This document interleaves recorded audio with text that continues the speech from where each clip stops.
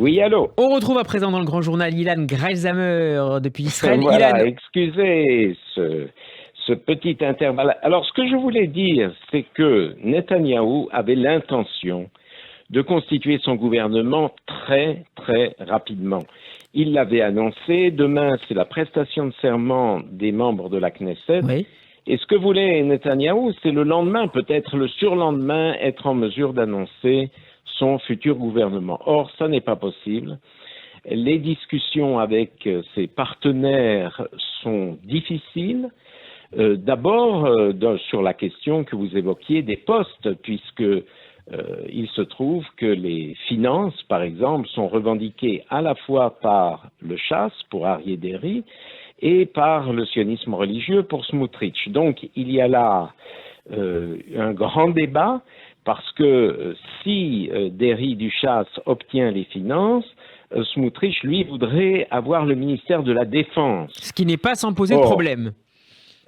non, ça c'est un euphémisme, parce que s'il y a une chose dont on peut être sûr, c'est que Netanyahou veut en fait garder ce ministère de la Défense qui est tellement important pour la sécurité d'Israël à quelqu'un du Likoud et non à un partenaire, disons, mineur. Le favori au Et Likoud est ça toujours Yoav Gallant, Ilan Graisamer.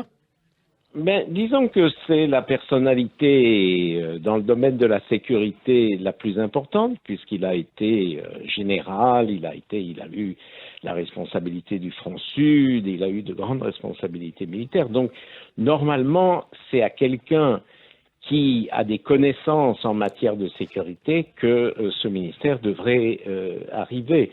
Et On se non, souvient euh, néanmoins, permettez-moi Ilan, oui, de rappeler le oui, précédent je vous en d'Amir prie. Peretz, sous Olmert.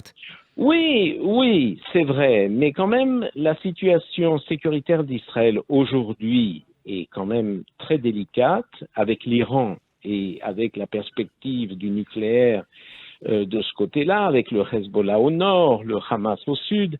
Et disons que les Israéliens, quelle que soit leur opinion politique, se sentiraient certainement plus en sécurité avec quelqu'un qui a une longue expérience militaire. Alors pourquoi ne pas essayer de Euh, convaincre du côté de Benjamin Netanyahou, Aryeh Deri, de choisir un autre portefeuille que celui des finances pour pouvoir à la fois placer ici Smotrich et conserver la défense entre les mains du Likoud?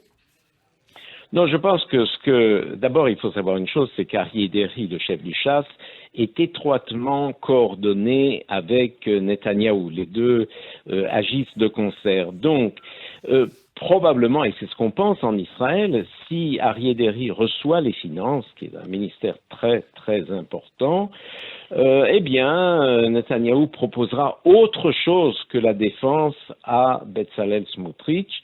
Peut-être l'éducation nationale, va savoir, peut-être l'intérieur, bref, un autre ministère important.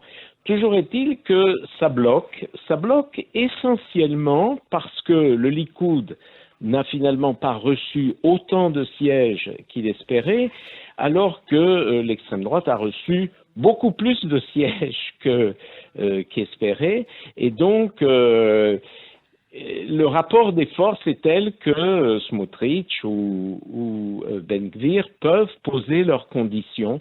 La dernière condition de Ben Gvir, qui est d'ailleurs assez ferme, c'est la condition de faire une loi sur la peine de mort des terroristes. Qui serait Quelque chose. une clause qui serait incluse dans Voilà, l'accord de coalition.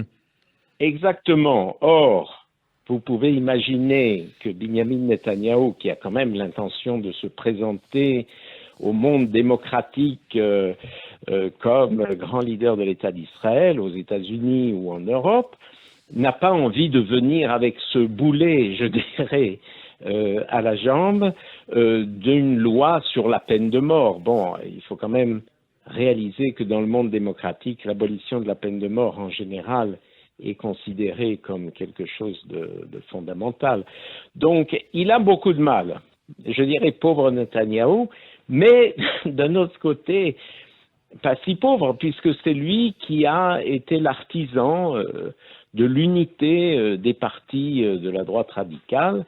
Et donc, il se trouve... Bon, mais ceci dit, je rassure vos auditeurs, Netanyahou est un très fin et très habile homme politique et il saura trouver le moyen de contenter ses partenaires. Ilan Greysheimer, quels seront, indépendamment de la distribution de ces portefeuilles, quelles seront les grandes lignes de l'agenda politique de ce nouveau gouvernement? Eh bien, écoutez, à mon sens, il faut en revenir à Binyamin Netanyahou parce que Binyamin Netanyahou, dans ce gouvernement, est quand même la personne décisive et c'est lui qui décidera. Si vous voulez mon avis personnel, ça ne changera pas beaucoup. Les mêmes objectifs que nous avons vus antérieurement, que ce soit extérieurement lutter contre le nucléaire iranien et garantir les frontières et lutter contre le terrorisme, tout cela restera finalement le même objectif. Et sur le plan intérieur, ce qui inquiète évidemment les Israéliens, c'est la cherté de la vie, la hausse des prix qui est terrible en Israël. Et là-dessus aussi, l'objectif du gouvernement sera d'agir pour rendre la vie des Israéliens un peu plus facile. Est-ce qu'il y aura une énorme différence avec ce que le gouvernement Lapid ou Bennett a fait? Je ne suis pas sûr, parce qu'en fait, les objectifs restent les mêmes dans la continuité, dans le temps. Donc, s'attendre à des changements formidables, je ne crois pas. Même si le sujet qui revient beaucoup dans les médias israéliens en ce moment, c'est la fameuse Piskat Gabrout, une loi qui vraisemblablement est tout en haut de la pile des priorités de ce nouveau gouvernement. Expliquez-nous les détails de ce projet éventuel. Voilà, non, simplement on sait que la droite israélienne est extrêmement critique du système judiciaire israélien et très particulièrement de la Cour suprême d'Israël, que la droite juge trop libérale, trop de gauche, disons. Et leur idée n'est pas de démanteler la Cour suprême, mais de faire en sorte que si la Knesset vote une loi et que la Cour suprême la déclare anticonstitutionnelle, une majorité de 61 députés pourrait la remettre sur le terrain en disant, bon ben d'accord, on a bien entendu la Cour suprême, mais nous maintenons cette loi. Idgabrut en hébreu, ça veut dire passer outre, passer par-dessus.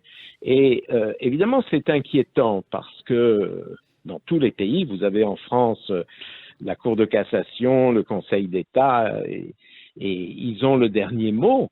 Et là, eh bien, la Cour suprême d'Israël n'aurait pas le dernier mot. C'est la Knesset, avec sa majorité, quelle qu'elle soit, qui aurait le dernier mot. Merci beaucoup, Ilan Greysheimer, pour cette analyse politique à réécouter en podcast sur radioj.fr. Bonne semaine à vous et à lundi prochain. À bientôt.